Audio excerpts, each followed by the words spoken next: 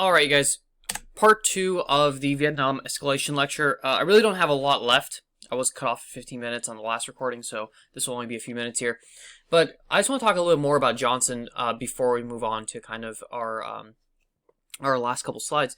So Johnson, like I said, was really blamed very heavily for the Vietnam War. Now, unfortunately, because of our current schedule and how much time we have left for school, I don't really have time to go into a lot of Johnson's domestic policies.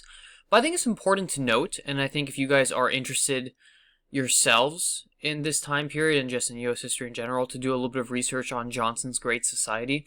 Johnson, the president, is very complicated. He's often criticized for his handling of the Vietnam War, and I think a lot of that is mostly merited. But at the same time, he was a really forward-thinking president and did a lot for the country. I mean, he oversaw some very tumultuous years in our country, from 65 to 68. Sorry, 63 to 68. And did a lot for, I think, for race relations in the country, did a lot for social security for the country, for welfare. If you look at his Great Society programs, I think it's unfortunate that he inherited the Vietnam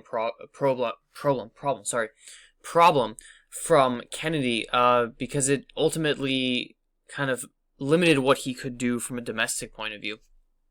So I really would encourage you guys to kind of just take a look at what he did at home, just to get a better picture of Johnson as a whole, not just Johnson, the Vietnam War president. So anyways, in March of 68, he basically says, I'm not going to run again. He could have run for another term since his first term was based on Kennedy being assassinated, so he had one more term to go. But he was so heavily criticized for the Tet Offensive and for his handling of the Vietnam War that he just said, hey, I'm not going to come back. So American morale really begins to dip in 1965 for a variety of reasons.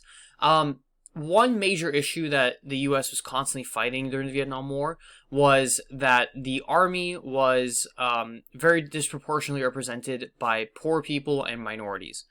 This is still a problem that is kind of existing today, where a lot of people don't have a lot of options, and so they are kind of not necessarily forced to join the Army, but that's kind of one of the few options available to them.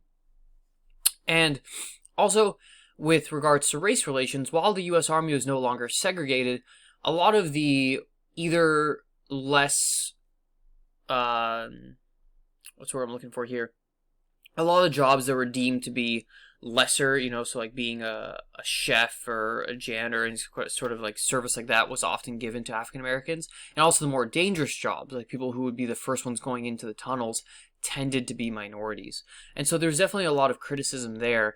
And it kind of showed that the U.S. was still very much a country divided at this point. Like I mentioned, there are major drug problems. A lot of people who were fighting in Vietnam, right, they were constantly on edge because you didn't know when the next Viet Cong sneak attack ambush was coming. And so drugs were something a lot of soldiers turned to. And so a lot of soldiers developed drug dependencies, especially things like heroin during the Vietnam War. And then when they came back from the war, they were stuck on these drugs as well. There's also a lot of unfair treatment between the enlisted men, right? So the men who are actually doing the fighting, and then the officers. The officers spent 6 months in combat and then were away from combat for 6 months, where the enlisted men were fighting year-round. And so they're constantly on edge, constantly dealing with the Viet Cong. And so it was a very brutal war.